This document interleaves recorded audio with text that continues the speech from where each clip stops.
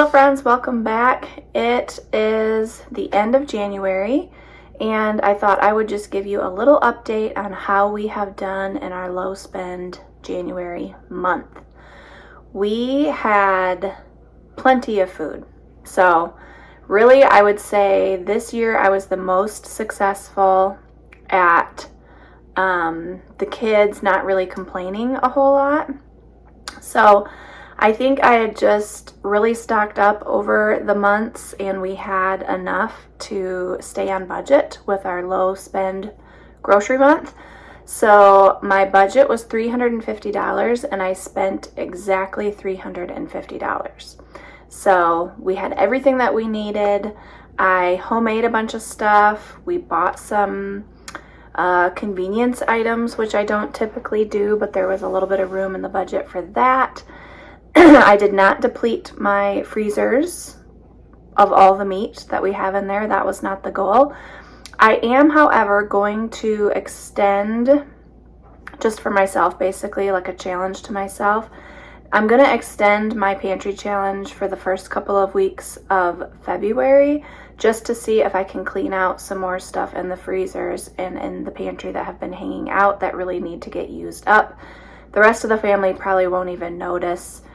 And it's not even really to save money because there are like some household items that I need to purchase for February. So my grocery budget will be my typical $800 a month grocery budget for February, but I'm just going to like challenge myself to clean up some more of those items that need to be used up.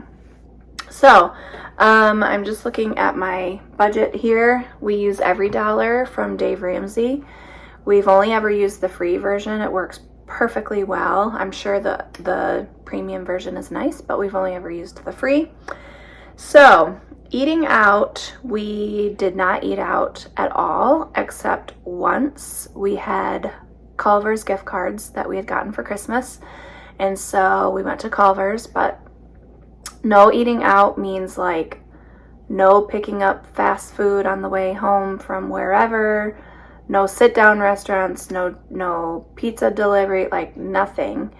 And I gave myself $20 in the budget in case we needed like an emergency Little Caesars pizza night. I don't know.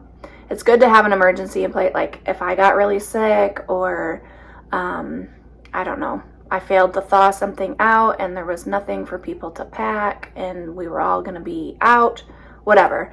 But we didn't end up needing that, so I was able to put that money towards savings. And then as far as things that we still spent money on, obviously you pay all your utilities, you buy gas for your car, you do all those regular things. We did not, let me look at our clothing budget. I don't think we purchased any clothing. That was like a rule, not a rule, but like yeah, I don't think we spent anything on clothing. That was an exception I had given myself. My middle daughter, Julia, needs some new snow clothes, like snow pants, ski jacket, the whole thing. She just hasn't found anything she likes yet. So we're just saving that money until she needs that or finds something she likes. We did spend money on going to our kids. My daughter Julia and my son Jericho are both in basketball right now. So it's generally $5 a person to get into those events. And so we did spend money on that because we're not gonna not go to our kids' games to save money. That's not something we're interested in. So we have been spending money for that. I don't actually have a grand total for that because I stuff, if you don't watch my cash stuffing videos, I stuff binders like this. And we had a bunch of money in there. So I budgeted for January $50. And I would imagine that we used all of that $50, maybe even more. If you hear that noise, it's my safe that I have right here next to me that I keep my cash binders in. So we spent money on that. I did resist the urge to buy anything for the house. I don't think I bought anything for the house unless I worked it into my limited grocery budget. So no like decorations, no kitchen stuff, nothing like that. And then we really tried to limit disposable items. So we're down to our last couple of napkins. We're down to the last roll of paper towel. We used up all of our trash bags, but thankfully I always have a spare down in food storage. And so some of those items I'm going to need to replenish at the beginning of February here. So those kinds of things are important to have in your food storage, because then you never have to worry about, I mean, if we ran out of trash bags, like what I can't imagine what we would do if we had no trash bags. So you would have to go purchase trash bags. That's kind of a non-negotiable. I don't know what we would do with all of our trash. So I would like to give you the grand total of how much we saved and what we're going to be doing with that money. But we saved exactly $400 in the month of January. So that money came from our grocery budget, and that money came from no eating out. I did still, if you watched my cash stuffing videos, I did still get to stuff a bunch of envelopes, the ones that we considered the most high priority envelopes. There were a couple that we skipped in the month of January, and $400 was my goal. So I was like eking out every dollar wherever I could to try to reach that goal, and we did it. So because life is life, in the middle of this challenge, our Dyson stick vacuum took a poop and died. Like, no reviving it. It's done. So thankfully we have like another vacuum. We call it like our basement vacuum. So we've been using that, but all of us hate it.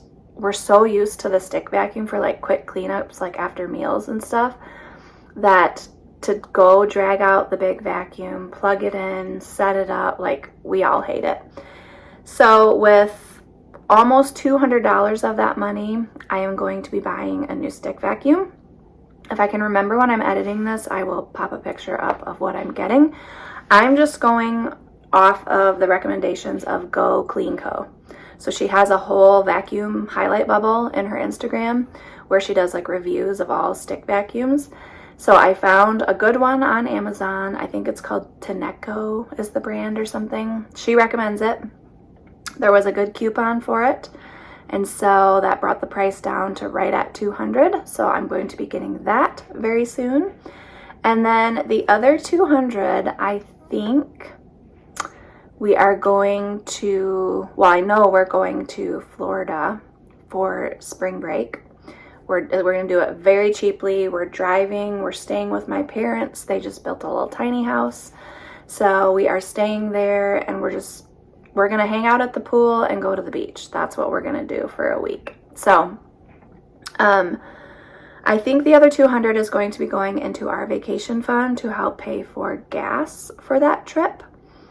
If by the time the trip rolls around, we don't think that we need it in that, then we might do something really boring with it and put it towards car insurance, because we have another almost 16-year-old ready to add to our insurance, and we're adding a car, so we're insuring 4 cars and 2 teenage drivers, along with Jason and I. So you can imagine the bill that is. So it might go towards something boring like that, but honestly, we'd rather use it for vacation. Let me know down in the comments if you have ever done a low spend month. It's really, really beneficial. We always learn something. It's just good, like after the excess of the holidays, to like rein it in, get control of your spending. Even if you have the money, like it's just a good exercise in self-control to ask yourself, is this a need or a want? And it's fine if they're wants and you have the money, but like to just put a little more thought into your purchases and a little more time thinking about your purchases. So always a good thing to do. As always, thanks for watching, and we will see you in the next video. Bye!